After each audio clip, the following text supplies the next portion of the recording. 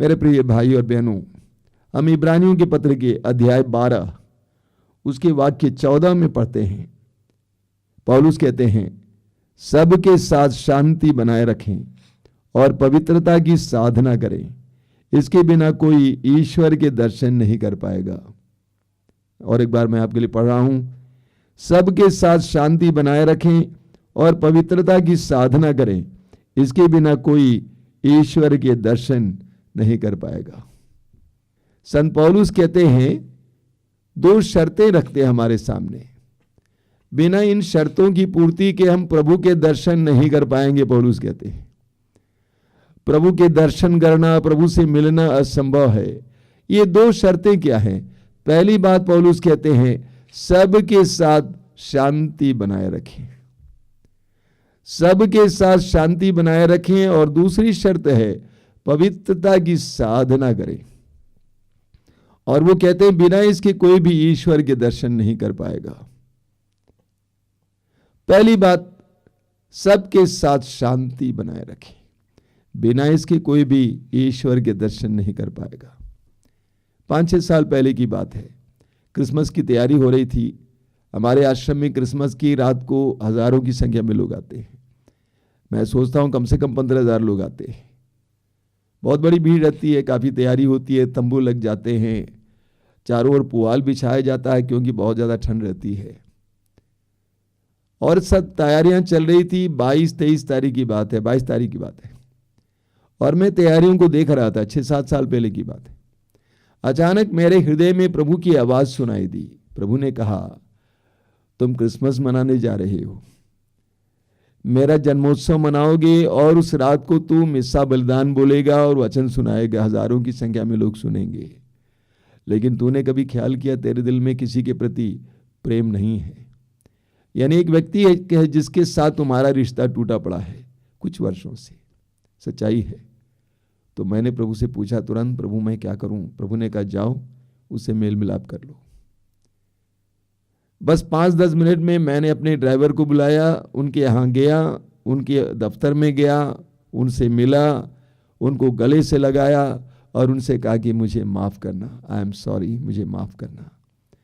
मेरे आंखों में आंसू थे, उनके भी आंखों में आंसू थे। लेकिन मैं आपको एक सच्चाई बताना चाहता हूँ, पल भर में मुझे लगा कि मेरे हृदय पर एक बहुत बड़ा पत्थर रखा हुआ था, वो पत्थर पल भर में दूर हो गया, मिट गया, गलकर समाप्त हो गया।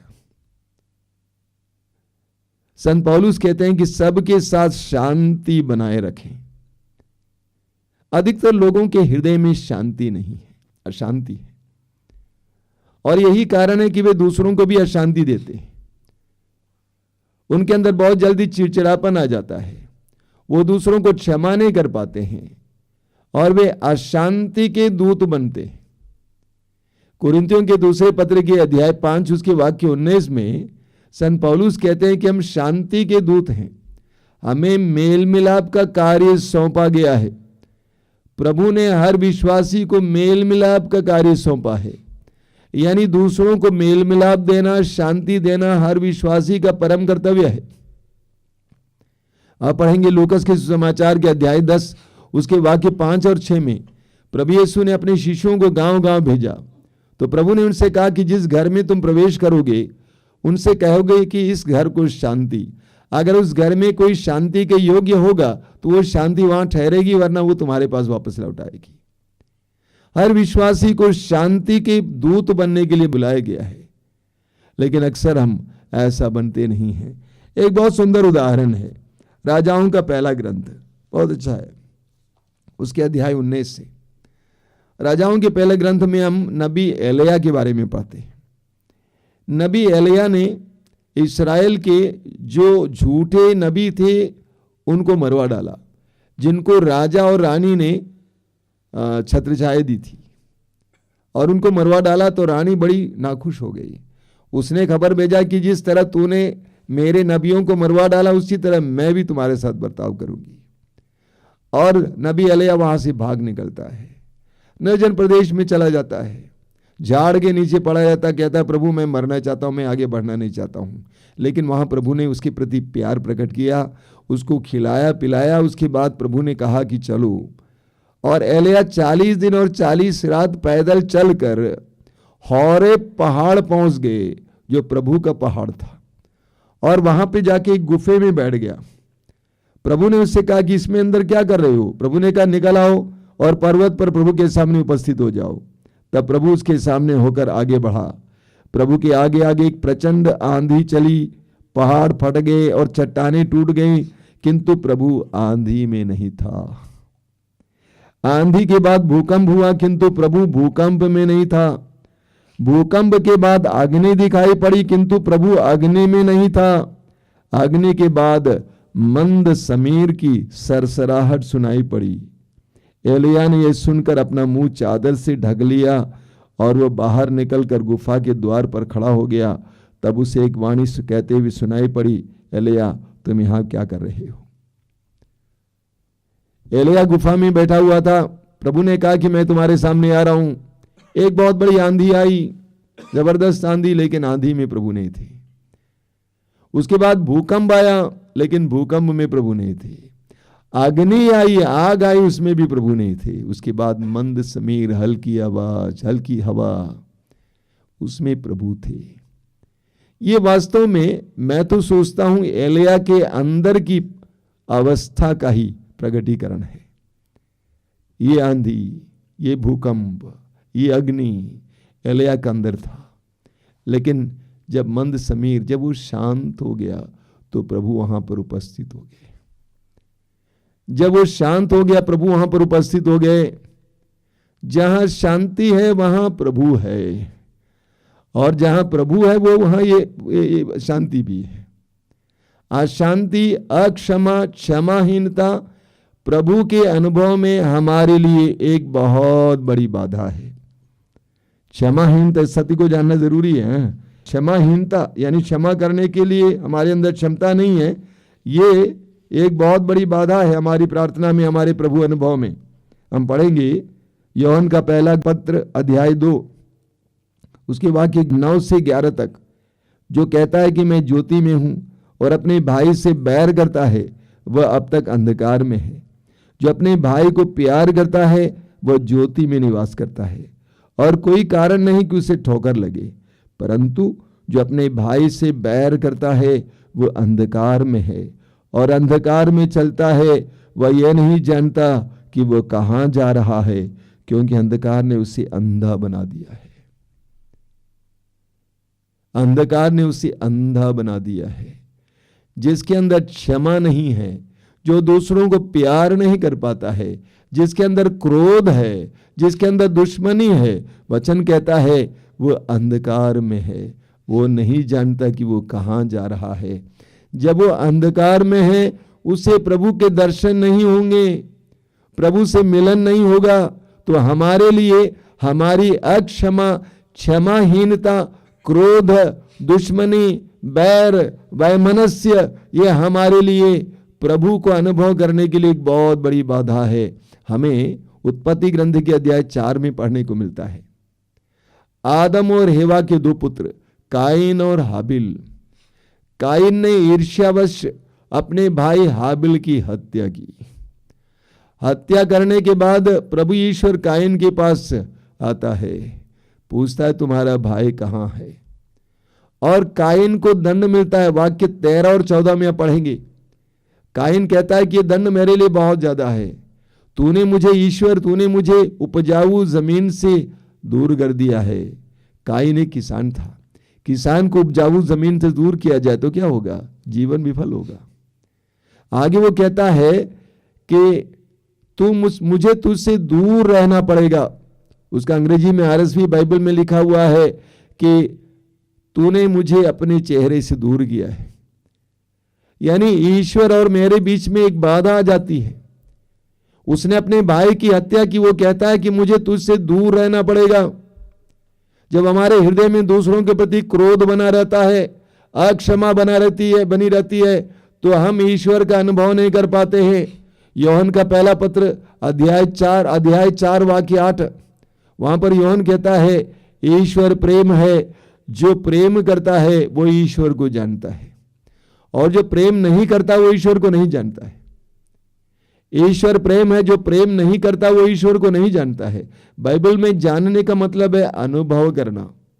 ईश्वर प्रेम है, जो ईश्वर का अनुभव करना चाहता है उसको प्रेम करना ही होगा, मेल मिलाप करना ही होगा, दूसरों के साथ शांति बनाए रखना ही होगा, तभी हम प्रभु का अनुभव कर पाएंगे। बोलिए हालेलुया, हालेलुया, हालेलुया, हालेलुया। हमें प्रेरित चरित्र में एक बहुत सुंदर प्रसंग मिलता है। प्रेरित चरित्र के अध्याय 7 में संत स्तेफन की हत्या के बारे में हम पढ़ते हैं। संत स्तेफन प्रभु का वो शिष्य थे जिन्होंने निडर होकर प्रभु के सुसमाचार की घोषणा की, निडर होकर सुसमाचार की घोषणा की, लेकिन उनको पत्थरों से मार डाला गया। जब सैकड़ों लोग खड़े थे चारों ओर उनको पत्थरों से मारने के लिए, उस समय के बारे में हम पढ़ते हैं, जब मौत उनके सामने थी, उस समय के बारे में हम पढ़ते हैं, हम पढ़ेंगे प्रेरित चरित्र अध्याय 7 उसके वाक्य 55 और 56 में। स्तेफनुस ने पवित्र आत्मा से पूर्ण होकर स्वर्ग की ओर दृष्टि की और ईश्वर की महिमा को तथा ईश्वर के दाहिने विराजमान ईसा को देखा। वह बोल उठा, मैं स्वर्ग को खुला और ईश्वर के दाहिने विराजमान मानव पुत्र को देख रहा हूं। बहुत बड़ी बात है। स्तेफनुस के ऊपर पथराव हो रहा था, लोग पत्थर लिए खड़े थे, मौत स्तेफनुस के सामने खड़ी थी। उस समय उसने अपनी आंखें स्वर्ग की ओर उठाई और वो कहता है कि मैं स्वर्ग को खुला हुआ और ईश्वर के दाहिने मानव पुत्र को, प्रभु यीशु को खड़ा हुआ देखता हूं। ये कैसे स्तेफनुस कर पाया? क्योंकि स्तेफनुस के अंदर उनके प्रति क्षमा थी। वाक्य 60 में आप पढ़ेंगे, वाक्य 60 में आप पढ़ेंगे, तब वो घुटने टेकर ऊंचे स्वर से बोला, प्रभु ये पाप इन पर मत लगाओ, और ये कहकर वो प्राण त्याग देते हैं। स्तेफनुस के अंदर उन लोगों के प्रति क्षमा थी। स्तेफनुस ने अपनी मौत के समय भी उन लोगों को, जिस तरह उनका गुरु प्रभु ने मृत्यु के समय सबको क्षमा किया, उसी तरह स्तेफनुस ने उन सबको क्षमा किया जिन्होंने उसको मार डाला। इसलिए स्तेफनुस स्वर्ग की ओर आंखें उठाया और स्तेफनुस ने प्रभु ईश्वर के दाहिनी ओर यीशु को देखा। वचन कहता है, सबके साथ शांति बनाए रखें और पवित्रता की साधना करें, बिना इसके कोई भी ईश्वर के दर्शन नहीं कर सकता। जब तक हमारे हृदय में दूसरों के प्रति कपट है, अक्षमा है, क्रोध है, वैमनस्य, तब तक हम प्रभु के दर्शन नहीं कर पाएंगे। क्रिसमस के समय यह संदेश एक बहुत ही जबरदस्त संदेश है।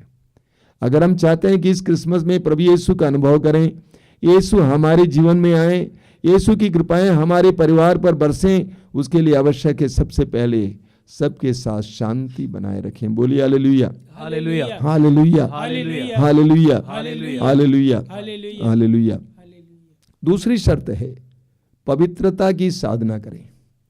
पौलुस कहते हैं कि यदि आप चाहते हैं कि आप ईश्वर के दर्शन करें, ईश्वर से मिलें, ईश्वर की कृपा का एहसास करें, तो दूसरी शर्त वो बताते हैं पवित्रता की साधना करें। इस क्रिसमस के समय ये महत्वपूर्ण बात है, पवित्रता की साधना करें। देखिए उत्पत्ति ग्रंथ के अध्याय 1 उसके वाक्य 27 में हम पढ़ते हैं और अन्यत्र भी हम पढ़ेंगे। ईश्वर ने मनुष्य को अपना प्रतिरूप बनाया, ईश्वर ने मनुष्य को अपना प्रतिरूप बनाया। ईश्वर पवित्र है और हमें पवित्र बनाया, लेकिन मनुष्य के पाप के कारण धीरे धीरे धीरे पीढ़ी दर पीढ़ी पाप के कारण हमारा स्वभाव बिगड़ता गया और आज हम स्वभाव से पवित्र नहीं है बल्कि अपवित्र है। हमारा झुकाव पाप की ओर है, हम आसानी से अपवित्रता में फंस जाते हैं। लेकिन प्रभु चाहते हैं कि हम पवित्र बने, साधना करें और पवित्र बने। मत्ती के सुसमाचार के अध्याय 8 उसके वाक्य 1 से 3 आप पढ़ेंगे, आप देखेंगे प्रभु यीशु पहाड़ी पर से उतर आ रहे थे और एक कोढ़ी यीशु के पास आता है और कहता है कि प्रभु आप चाहें तो मुझे शुद्ध कर सकते हैं। वाक्य 3 में आप पढ़ेंगे, प्रभु कहते हैं मैं यही चाहता हूं शुद्ध हो जाओ, मैं यही चाहता हूं शुद्ध हो जाओ। ये घोषणा हम सबके लिए है। प्रभु कहते हैं कि मैं यही चाहता हूं कि मेरा बेटा मेरी बेटी तुम शुद्ध हो जाओ। ये ईश्वर की चाह है, तुम शुद्ध हो जाओ, पवित्र हो जाओ। लेवी ग्रंथ के अध्याय 11 उसके वाक्य 44 में पढ़ेंगे। लेवी ग्रंथ अध्याय 11 वाक्य 44 में वहां प्रभु कहते हैं, पवित्र बनो क्योंकि मैं तुम्हारा प्रभु ईश्वर पवित्र हूं। पवित्र बनो क्योंकि मैं तुम्हारा प्रभु ईश्वर पवित्र हूं। तुम्हें बनाने वाला, तुम्हें संभालने वाला, तुम्हें चलाने वाला, पल पल तुम्हें संभालने वाला पवित्र हूं, इसलिए तुम भी पवित्र बनो। योशुआ का ग्रंथ अध्याय 3 वाक्य 5 में एक जबरदस्त प्रतिज्ञा है प्रभु की। वहां पे प्रभु क्या कहते हैं, अपने को पवित्र बनाए रखो और कल प्रभु तुम्हारी आंखों के सामने चमत्कार करेगा। अपने को पवित्र बनाए रखो और कल तुम्हारी आंखों के सामने प्रभु चमत्कार करेगा। प्रभु चाहते हैं कि हमारे जीवन में चमत्कार करें, हमारे परिवार में चमत्कार करें। प्रभु चाहते हैं कि हमारे जीवन में उतर आए, हमारे जीवन में हमें दर्शन दें, हमसे बातें करें, हमारे साथ व्यवहार करें, हमारे जीवन में चमत्कार और चिन्ह प्रकट करें। इसके लिए प्रभु कहते हैं तुम अपने को पवित्र बनाए रखो। तो पवित्र बनाए रखना आवश्यकता है प्रभु के दर्शन के लिए। संत पौलुस कहते हैं पवित्रता की साधना करें, पवित्रता की साधना करें। पवित्रता आसमान से टंगती नहीं है, हर विश्वासी को पवित्रता की साधना करनी होती है। अगर आपकी आंखें पवित्रता में बाधा है, आपकी आंखों को नियंत्रण में लाना, साधना करना हमारा कर्तव्य है। अगर हमारी जुबान अपवित्र है, अपवित्रता का कारण बनती है, तो उस जुबान को नियंत्रित करना और साधना के द्वारा नियंत्रित करना हमारा काम है। हमारे कान, हमारे विचार, हमारा मन, उसको केंद्रित करना है। प्रभु की ओर केंद्रित करने के लिए हमें साधना करने की आवश्यकता होती है। इसलिए प्रभु का वचन कहता है पवित्रता की साधना करें। पवित्रता की साधना करने की आवश्यकता है। मत्ती अध्याय 5 वाक्य 8 में प्रभु यीशु कहते हैं धन्य है वे जिनका हृदय निर्मल है। धन्य है वे जिनका हृदय निर्मल है, वे ईश्वर के दर्शन करेंगे। कौन ईश्वर के दर्शन करेंगे? जिनका हृदय निर्मल है। बहुत सारे लोग बहुत प्रार्थना करते हैं, वचन पढ़ते हैं, प्रार्थना करते हैं, आश्रम जाते हैं, रिट्रीट सेंटर जाते हैं, लेकिन प्रभु कहते हैं अपने हृदय को पवित्र बनाए रखो। अपने हृदय को पवित्र बनाए रखो, शुद्ध बनाए रखो, छल कपट से दूर रखो, अशुद्धता से दूर रखो। जब तुम्हारा हृदय पवित्र रहेगा तो तुम्हें प्रभु का दर्शन मिलेगा, तुम प्रभु का अनुभव करने लगोगे, तुम प्रभु की अनुभूति करने लगोगे। कई लोगों को प्रभु का अच्छा अनुभव मिलता है तो अन्य लोग कहते हैं इसके अंदर दुष्ट आत्मा है। लोग समझ नहीं पाते हैं।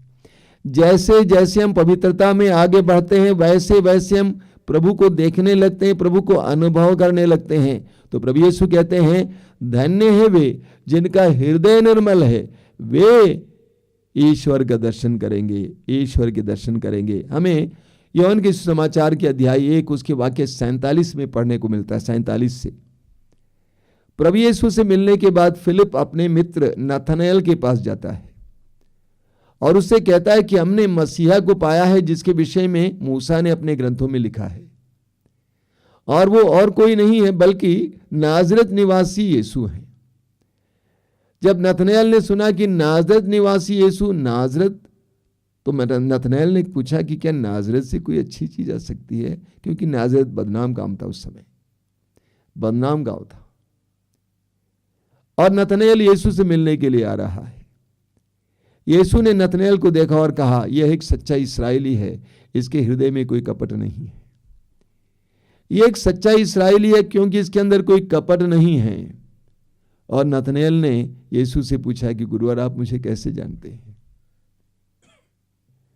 तो यीशु ने कहा फिलिप के बुलाए जाने से पहले जब तुम अंजीर के पेड़ के नीचे खड़े थे उस समय मैंने तुम्हें देखा। नथनएल को अचानक याद आया, हाँ भाई, जब फिलिप मुझे बुलाने आया था उस समय मैं अंजीर के पेड़ के नीचे खड़ा था। नथनएल की आंतरिक आंखें खुल गई, उसने यीशु को पहचाना और कहा गुरुवर आप ईश्वर के पुत्र हैं, आप ईश्वर के पुत्र हैं। नथनएल ने यीशु को पहचान लिया। तुरंत प्रभु यीशु ने क्या कहा? प्रभु यीशु ने कहा तुम इसीलिए विश्वास करते हो क्योंकि मैंने तुमसे कहा कि मैंने तुमको अंजीर के पेड़ के नीचे देखा। मैं तुमसे कहता हूं कि तुम स्वर्ग को खुला हुआ और स्वर्गदूतों को ऊपर चढ़ते उतरते देखोगे। तुम स्वर्ग को खुला हुआ और स्वर्गदूतों को ऊपर चढ़ते और उतरते देखोगे। क्यों? क्योंकि उसका दिल निश्चल था, उसका दिल साफ था, पवित्र था, उसका हृदय निर्मल था। जब तक हमारा हृदय निर्मल नहीं होता है, हमारे हृदय में कपट रहता है, छल रहता है, क्रोध रहता है, ईर्ष्या रहती है, वासना रहती है, तब तक हम प्रभु को परख नहीं पाएंगे, पहचान नहीं पाएंगे, प्रभु के दर्शन नहीं कर पाएंगे। मेरे प्रिय भाइयों और बहनों, पौलुस की इस बात को हम बार बार इन दिनों याद करेंगे। पौलुस कहते हैं, आप सबके साथ शांति बनाए रखें और पवित्रता की साधना करें। बिना इसके कोई भी ईश्वर के दर्शन नहीं कर पाएगा। आप सबके साथ शांति बनाए रखें और पवित्रता की साधना करें। इन दिनों हम इसके लिए प्रयास करेंगे, सबके साथ शांति बनाए रखेंगे। इस क्रिसमस से पहले हम जांच करेंगे कि मेरा रिश्ता किन किन लोगों के साथ टूटा पड़ा है, उसको जोड़ेंगे। माफी मांगना, अपने को छोटा बनाना, लोगों से कहना आई एम सॉरी, मुझे माफ करना। पति हो, पत्नी हो, बच्चे हो, माँ बाप हो, रिश्तेदार हो, भाई बहन हो, पड़ोसी हो, उनके साथ मेल मिलाप करना। अगर आप चाहते हैं कि प्रभु यीशु आपके जीवन में आए, उनकी कृपाएं आपके जीवन में आए, उसके लिए आवश्यक है सबके साथ शांति बनाए रखना। और दूसरी शर्त, पवित्रता की साधना करना। इन दिनों हम पवित्रता की साधना करें। अगर हमारे अंदर अपवित्र बातें हैं, अपवित्र मनोभाव हैं, आदतें हैं, बुराई है, उन सारी अपवित्रता से बचने का समय है, शुद्ध करने का समय है। आइए हम प्रार्थना करें। धन्यवाद देते हैं प्रेमी पिता आज के सुंदर दिन के लिए, तेरे पुत्र यीशु के वरदान के लिए धन्यवाद, तेरे पवित्र वचनों के लिए धन्यवाद, जिनके द्वारा तू हमें जीवन का रहस्य बता रहा है, तेरे साथ संयुक्त होने का रहस्य बता रहा है, तुझसे मिलने का मार्ग बता रहा है, तेरे दिव्य दर्शन का उपाय बता रहा है। दयालु पिता, तेरे पुत्र यीशु के उस पावन समारोह के लिए हम अपने आप को तैयार कर रहे हैं। हमारी बुद्धि, हमारे मन, हृदय को शुद्ध और पवित्र कीजिए, हमें शांति से भरिए, ताकि हम तेरे पुत्र के योग्य बने, तेरे पुत्र के द्वारा जो कृपाएं आई उनको ग्रहण करने के लिए योग्य बने। हमारी इस प्रार्थना को ग्रहण करना पिता, प्रभु यीशु के पवित्र नाम पर, आमीन।